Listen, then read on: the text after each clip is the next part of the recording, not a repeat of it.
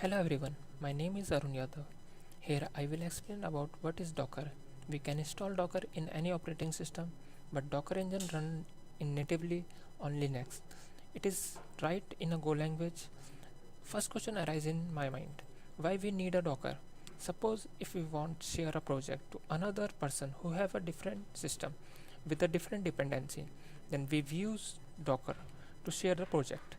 As per definition, is an open source centralized platform designed to create, deploy and run application.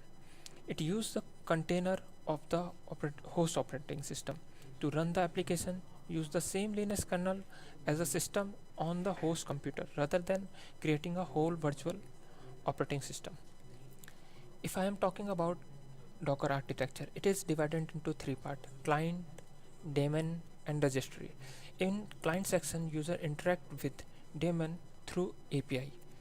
In daemon section, daemon manage container and images.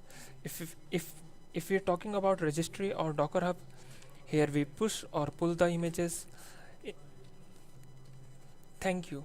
In next video, Manjinder give you detailed overview of Docker engine with their implementation.